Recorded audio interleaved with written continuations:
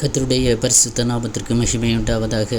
கர்த்தரும் இரட்சகருமாயிருக்கிற இயேசு கிறிஸ்துவின் இனிய நாமத்தில் இந்த புது வருஷத்திலும் வாழ்த்துதலை தெரிவித்துக் கொள்கிறேன்.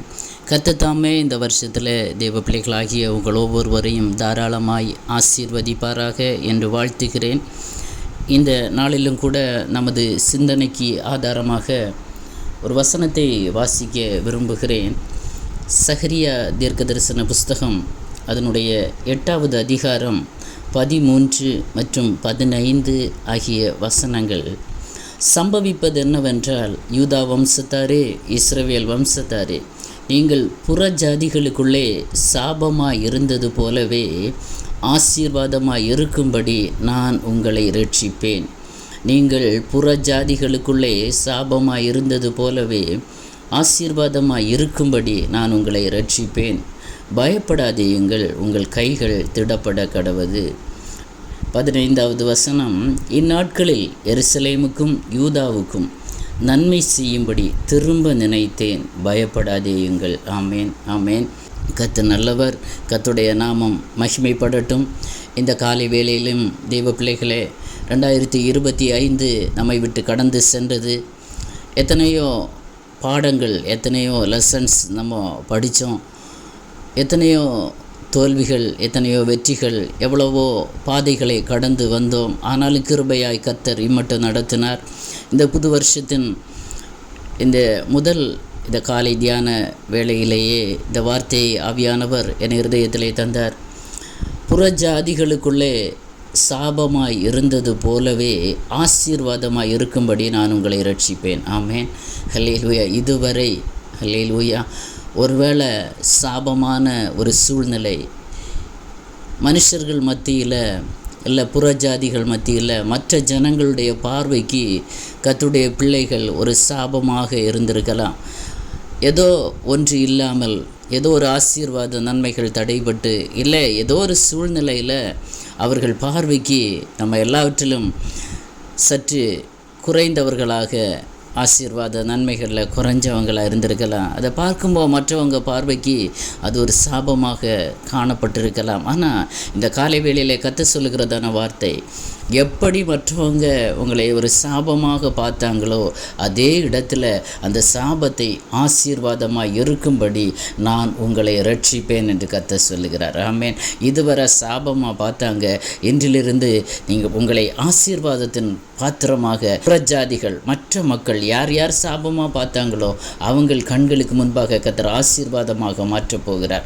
அப்படி சொல்லிவிட்டு சொல்கிறார், பயப்படாதீங்கள், உங்கள் கைகள் திடப்பட கடவது. ஆமேன். பயப்படாதுங்க.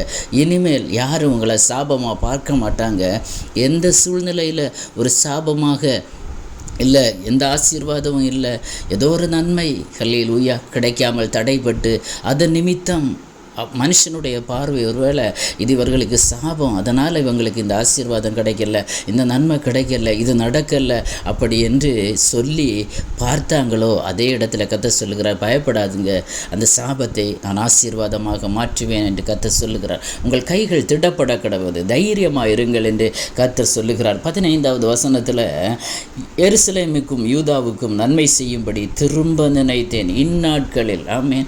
இந்த 2026 நாட்களிலே கர்த்தர் சொல்கிறார், இந்த நாட்களில் ஆமேன், எந்தெந்த காரியங்கள் சாபமாய் இருந்ததோ அதை திரும்ப ஆசீர்வாதமாய் மாற்றும்படி கர்த்தர் என்ன செய்வாரான், திரும்ப நம்மை நினைக்கிற ஒரு நாட்கள். ஆமேன். கர்த்தருடைய பிள்ளைகளை கர்த்தர் திரும்ப நினைப்பார். எந்த இடத்துல அவமானப்பட்டு, எந்த இடத்துல நிந்தனையை சகித்து, எந்த மனுஷனுக்கு முன்பாக போய் நிற்க முடியாதபடிக்கு வேதனையோடு பல நேரங்களில் நீங்கள் இருந்திருப்பீங்க. ஆமேன். பல சூழ்நிலைகள் அப்படி கடத்தி விட்டுருப்பீங்க.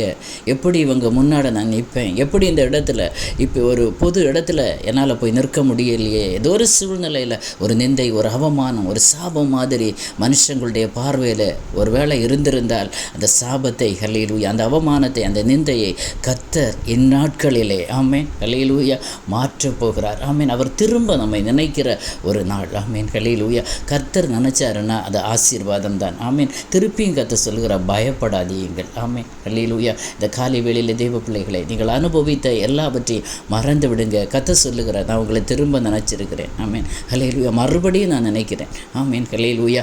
எதுக்கு தெரியுமா?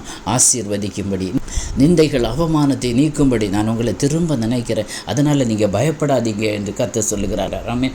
இந்த காலை வேளையில் எத்தனை பேர் விசுவாசிப்பீங்க? ஆமென். விசுவாசிக்கிற தேவ பிள்ளைகளை, தளர்ந்து போயிருக்கீங்களா?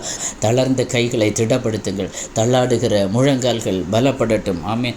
மனம் பதறி போயிருக்கிறீங்கன்னா கர்த்தர் சொல்கிற, பயப்படாதுங்க, திடன் கொள்ளுங்கள்.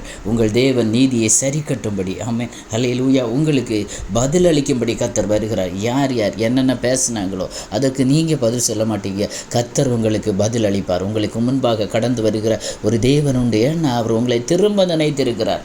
ஆமென். அல்லேலூயா. அதே சகரியா தீர்க்கதரிசன புஸ்தகம், ஆமென், அல்லேலூயா, 8வது அதிகாரம் அதனுடைய 16, 17 ஆகிய வசனங்களில் கர்த்தர் சொல்லுகிறதான ஒரு முக்கியமான ஒரு விஷயம் என்னென்னா, நீங்கள் செய்ய வேண்டிய காரியங்கள். ஆமென். கர்த்தர் நம்மை திரும்ப நினைத்து சாபத்தை ஆசீர்வாதமாக மாற்ற அவர் நம்மேல் பிரியமாக இருக்கும்போது நாம் என்ன செய்ய வேண்டும் என்று கர்த்தர் விரும்புகிறார்னு பார்த்தீங்கன்னா, பிறனுடைய உண்மையை பேசுங்கள், உங்கள் வாசல்களில் சத்தியத்துக்கும் சமாதானத்துக்கும் ஏற்க நியாயம் தீருங்கள். ஆமென். அல்லேலூயா.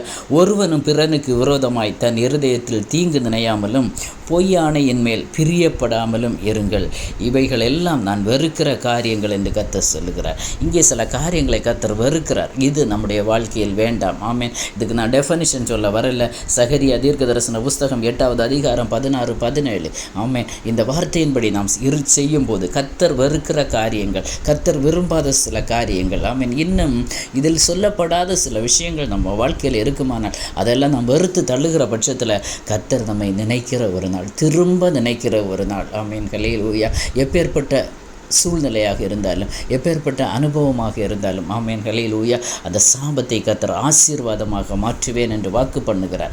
நாம் கர்த்தருக்கு பிரியமில்லாத கிரியைகளை விட்டு, ஆமென், அல்லேலூயா, அவருக்கு பிரியமானதை செய்ய அர்ப்பணிப்போம். உமக்கு பிரியமானதை செய்ய எனக்கு போதித்தருளும். நீரே என் தேவன், உடைய நல்ல ஆவி என்னை செவ்வையான பாதையிலே நடத்துவீராக என்று சங்கீதக்காரன் சொன்னது போல, ஆண்டவரே, உமக்கு பிரியமானதை நான் செய்ய விரும்புகிறேன் என்று இந்த காலை வேளையில் எத்தனை பேர் அர்ப்பணிப்பீங்களோ கர்த்தர் உங்கள் சாபத்தை ஆசீர்வாதமாக மாற்றுவார். உங்கள் கைகள் திடப்பட கடவுது. பயப்படாதீங்கள். ஆமென். அல்லேலூயா. விசுவாசிக்க முடிகிறதா? ஜெபிப்போமா? தகப்பனே, இந்த நல்ல காலை வேளைக்காக உமக்கு நன்றி ஆண்டவரே. அப்பா, கடந்த காலங்களிலே அப்பா வாழ்க்கையில் வந்த சாபங்கள், ஏதோ ஒரு சூழ்நிலையில் ஏதோ ஒரு ஆசீர்வாத நன்மை கிடைக்காமல், அல்லேலூயா, அப்பா அவமானப்பட்டு தெய்வ பிள்ளைகள் பல சூழ்நிலைகளில், பல இடங்களில் யாருக்கு முன்னே நிற்க முடியாதபடி அவமானப்பட்ட இடங்கள், ஆமென், அல்லேலூயா, ஆண்டவரே, இந்த காலை வேளையில் அப்பா நீங்கள் அதெல்லாம் நினைத்து சாபத்தை ஆசீர்வாதமாக மாற்றுவேன் என்று வாக்கு பண்ணுகிறீங்க ராஜா. அதற்காக உமக்கு நன்றி. இந்த வார்த்தையை கேட்கிற பிள்ளைகளுடைய வாழ்க்கையிலே ஆண்டவரே, இதுவரை இருந்த எல்லா சாபங்கள், மனுஷர்கள் சாபமாய் பார்த்த அந்த சூழ்நிலையை கர்த்தர் மாற்றி ஆசீர்வாதமாக மாற்றப்போகிற கிருபைக்காக நன்றி ஆண்டவரே. நன்றி. கேட்கிற பிள்ளைகள், குடும்பங்கள் ஆசீர்வதிக்கப்படுவார்களாக ஆண்டவரே, திடப்படுவார்களாக, பலனடைவார்களாக. ஆண்டவரே, திரும்ப நினைக்கிற தேவன் ஒருவர் இருக்கிறார் என்பதை புரிந்து கொள்ள உதவி செய்ய கர்த்தர் அப்படி செய்ய போகிற கிருபைக்காய் நன்றி. என் தேவன் மாத்திரம் மகிமைப்படுவீராக. ஆசீர்வதியும். இயேசுவின் மூலம் ஜெபத்தை கேளும் ஜீவனுள்ள நல்ல பிதாவே. ஆமேன். ஆமேன். God bless you.